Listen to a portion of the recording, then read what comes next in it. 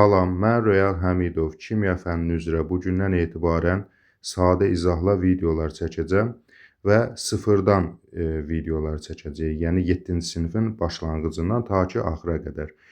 Bütün videoları da YouTube-da bir playlistdə, yəni oynatma listəsi siyahı şəklində yerləşdirəcəm. Birinci videodan ta sona qədər izləyə bilərsiniz.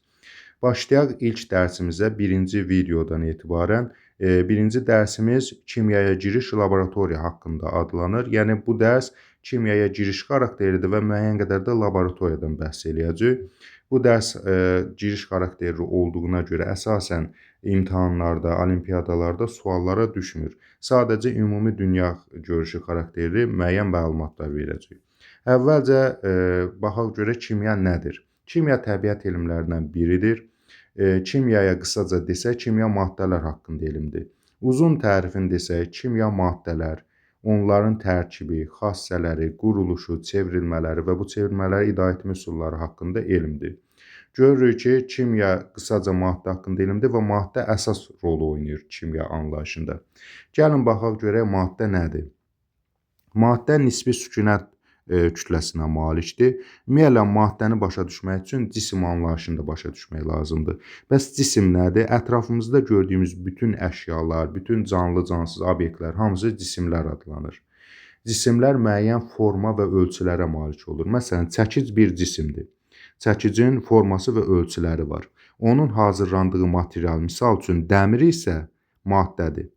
Deməli, maddə nə imiş? Hər hansı bir cismin hazırlandığı material imiş. Digər deyişlə, cisim müəyyən maddədən təşkil olunur. Onda maddəyə belə bir tərif verə bilərik. Cisimlər nədən təşkil olunursa, o maddə adlanır. Eyni maddədən müxtəlif cisimlər hazırlamaq olar. Misal üçün, dəmirdən təkcə çəkic yox, həmçinin qayçı, həmçinin qaşıq və digər cisimləri hazırlaya bilərik. Və yaxud da eyni cismi də müxtəlif maddələrdən hazırlaya bilərik. Məsələn, qaşığı təkcə dəmirdən yox, həmçinin biz taxtadan da hazırlaya bilərik, taxta qaşıq, həmçinin plastikdən də hazırlaya bilərik. Yəqin ki, maddə və cisim anlayışı kifayət qədər aydın oldu, çox sadə anlayışlardır. Qısaca desək, maddələr müxtəlif materiallardır. Maddələr o dərəcədə önəmlidir ki, tarixin müxtəlif dövrləri müəyyən maddələrin adı ilə adlandırılıb. Məsələn, siz tarixdə daş dövrü, tunc dövrü, dəmir dövrü və müxtəlif dövrləri keçmisiniz. Deməli, maddə o dərəcədə insan həyatına təsir edib ki, hətta insanlığın inkişafının müxtəlif dövrləri maddələrin adı verilib. Kimyanın tarixinə gəldiyimizdə isə kimyanın tarixi çox qədimdir. Hətta deyə bilər ki, ilk insandan etibarən kimya yaranıb.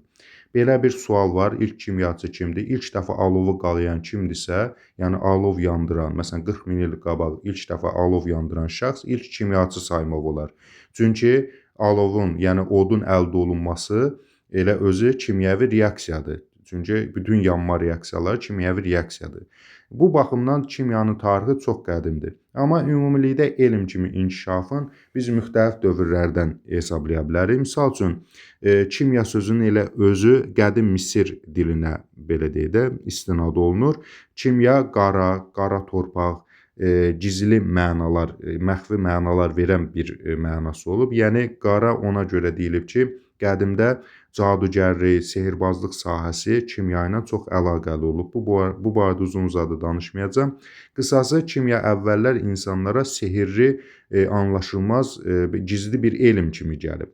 Sonradan isə kimya inkişaf edib, xüsusən də İslamdan sonra əl-kimya sahəsi, hansı ki, indiki kimya sözü də həmin o əl-kimya sözündən götürmək olar. Əl-kimya sahəsi üzrə müxtəlif əl-kimyaçı alimlər meydana çıxıb. Əl-kimyaçı alimlərin əsas məqsədi ucuz metallardan bahalı metallar, misal üçün misili qızıla çevirmək olub. Düzdür, bu məqsədə nail ola bilməsələr də, onlar kimya inkişafına mühüm töhfələr veriblər, müxtəlif turşular əldə ediblər və s. Maddə haqqında ilkin təsəvvürlər elə qədim dövrlərə əsaslanır. Misal üçün, Aristotel və digər onun ardıcılları haqqında belə bir fikirləri var idi ki, bütün maddələr 4 elementdən, hava, torpaq, od, su kimi elementdən ibarətdir və 5-ci elementdə, yəni fəlsəfə daşı, hansı ki, əl-kimyaçılar həmin o fəlsəfə daşını axtardılar ki, maddələr bir-birinə çevirsinlər. Və yaxud da Demokrit adlı bir filosof olub, o isə deyib ki, bütün maddələr atom adlanan bölünməz hissəciklərdən təşkil olunub. Hansı ki, müasir dövrdə artıq atom anlayışı daha dərinləşdirilib. Qısacası, insanlar qədimdən maddələr haqqında müəyyən təsəvvürləri olub. Amma kimyanın bir elm kimi yaranması əsasən biz 1500-1600-cü illərdən sonra, yəni 16-cı əsr, 17-ci əsrdən sonraya biz əsaslandıra bilərik və müasir kimya elmi kimyaçı alimlərin adı ilə bağlıdır. Kimyaçı alimlərə misal olaraq xarici alimlərdən ən məşhuru Mendeleyev, hansı ki, dövrü cədvəli ilk dəfə tərtib edən şəxs olub və yaxud da Lavoisier, Lomonosov, Berzelius və digər alimləri, John Dalton və digər alimləri misal göstərmək olar. Bizim öz ölkəmizdə də xeyli kimyaçı alimlər olub. Misal üçün, ən məşhuru Yusif Məmmədəliyev, hansı ki, Nobel mükafatı səviyyəsinə qədər gəlib çatıb, Xudu Məmmədov və digərləri.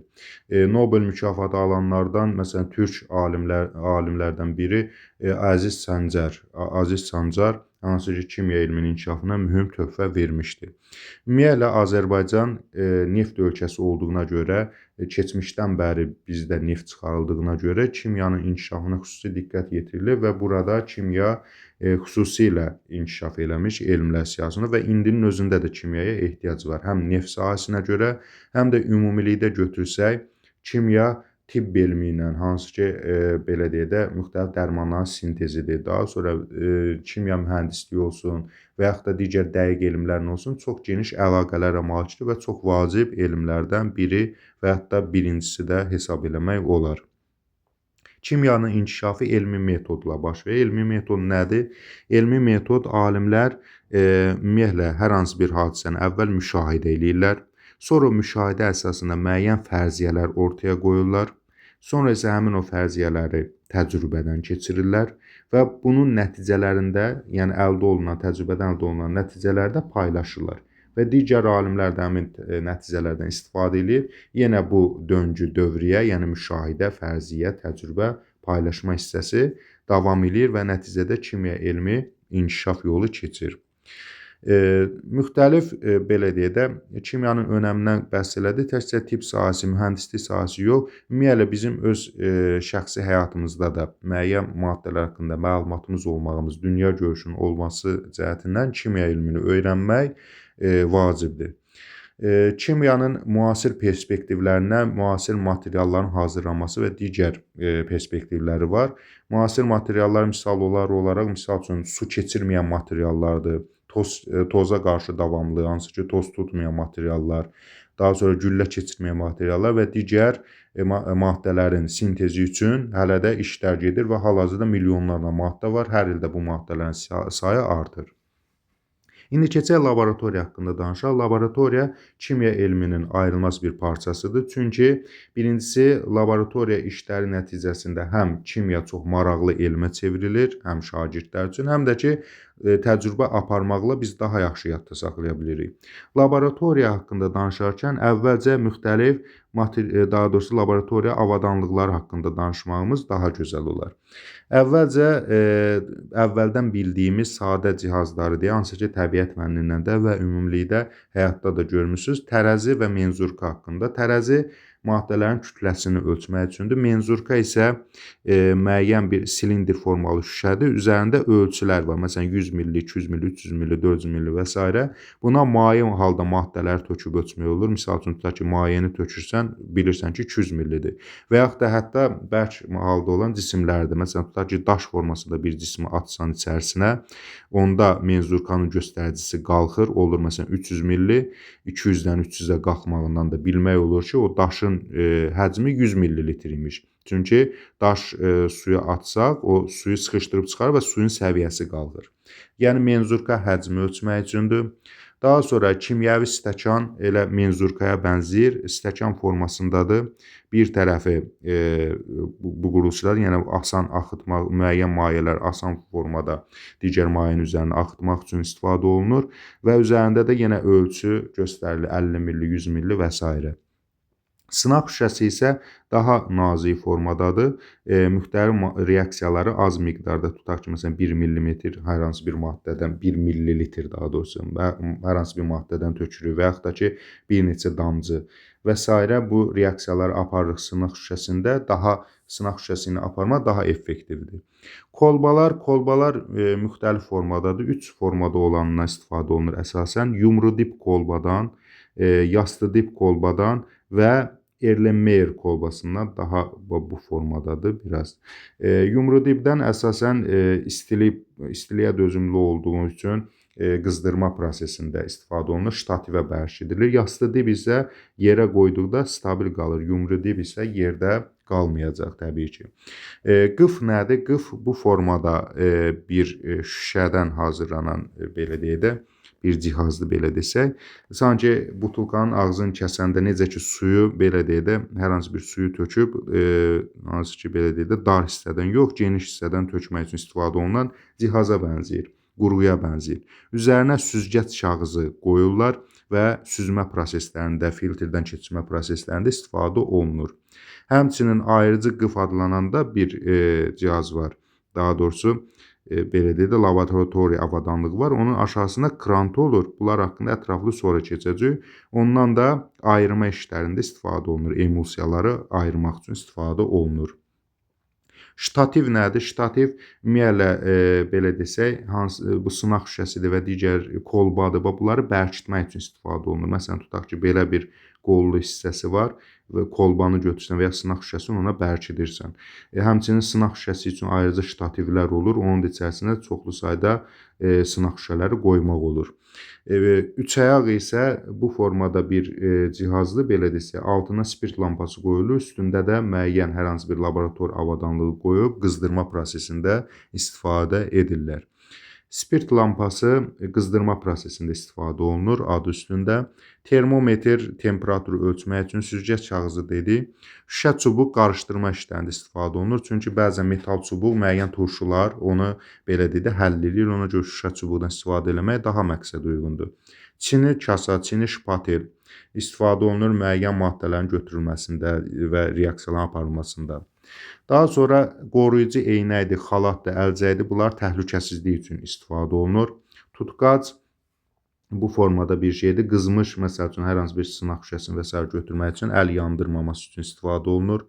Soyuducu qurğu dedikdə distillə qurğusunu, biz distillə dərsini keçəndə orada ətraflı öyrənəcəyik. Soyuducu qurğuya belə deyək də müəyyən bir şüşə borudur sanki və içərisində də spiralvari şüşə boru keçib, yəni və buradan da soyuq su daxil olur. İçəridən də məsələn isti su buradan daxil olur, xaric olur. Soyuq su isə əksinə məsələn buradan daxil olub, xaric olur. Distillə dərsində ətraflı bunu öyrənəcəyik. Sonra yuma qablarıdır. Axırda yuma üçün istifadə edilir. Pipetlərdir. Bir tərəfi yumşaq formada olur və belə deyək də hər hansı bir maye maddəni çəkmək üçün bu tərəfini sıxanda və sonra açdıqda isə mayeni özünə çəkir və müxtəlif formada pipetlərdən istifadə etmək mümkündür. Təhlükəsizlik qaydalarına gəlincək, ilk növbədə laboratoriyada yemək, içmək qadağandır. Çünki həmin o maddələr bizim üçün, sağlamlığımız üçün təhlükə yarada bilər. Daha sonra xalat, əlcək və eynək geyinmək lazımdır ki, əlimiz, gözümüz və bədənimizə həmin o maddələr tökülməsin. Nəzarət altında olmalıdır. Ümumiyyətlə, laborator avadanlıqları, reaksiyanı öz başına qoyub harasa çıxıb getmək olmaz. Nəzarət eləmək lazımdır və çalışmaq lazımdır ki, tək işləməyəsən. Yəni, ətrafında başqa bir yoldaşın da olmalıdır ki, nəsə baş versə kömək eləyə bilsin. Səliqə səhman yaratmaq lazımdır. Yəni, paltarları, çantaları necə gəldi tökmək olmaz. Qabları üstün oxumaq lazımdır. Etiketsiz qablardan istifadə eləmək olmaz. İstifadə olunan maddəni təkrar hər hansı bir qaba qaytarmaq olmaz. Çünki səhv salıb hər hansı bir reaksiyaya səbəb ola bilər. Ona görə də diqqətli olmaq lazımdır. Maddələrin dadına baxmaq olmaz.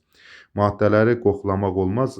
Bir şərtlə ki, qoxusun yavaş-yavaş burnumuza tərəf öz əlimizdən vermək şərti ilə və dərin nəfəs almamaqla qoxulamaq olar. Yəni, iyinə baxmaq olar. Daha sonra yanğın və partlayış riski olan maddələrdən ehtiyatlı olmaq lazımdır ki, onu alovun yanına qoymayasan. Onun da işarəsi müəyyən maddələrin işarəsi, təhlükəsizlik işarələri var. Üçbucaq sarı şəkildə olur. İçərisində əgər alov işarəsi varsa, məsələn, alov işarəsi varsa, onda o deməkdir ki, o yanıcı partlayıcı maddədir.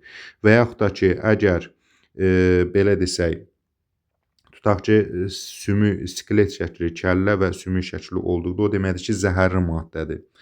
Və ümumiyyətlə bu işarələrə diqqət yetirmək lazımdır. Daha sonra əgər maddə gözə, dəriyə tökülərsə, onu bol su ilə yuyub dərhal həkimə müraciət etmək lazımdır. Bəzi neytrallaşdırıcı maddələr də var ki, ona görə də müəllimlərin nəzarəti altında reaksiya aparmaq lazımdır ki, müəyyən neytrallaşdırıcı maddələrdən istifadə etmək mümkün olsun. Daha sonra necə gəldi, hər maddəni zibil qabına atmaq olmaz. Xüsusi yerlərə atmaq lazımdır. Onu xüsusi zərərsiz, xüsusən də partlayıcı maddələr, yanıcı maddələr zibil qabına birbaşa atmaq olmaz. Və işi bitirəndən sonra laboratoriyanı təmizləmək, daha sonra qaz avadanlığı, elektrik avadanlığı hamısını söndürmək lazımdır ki, onlar problem yaratmasın, yəni yanğın və digər risklər olmasın.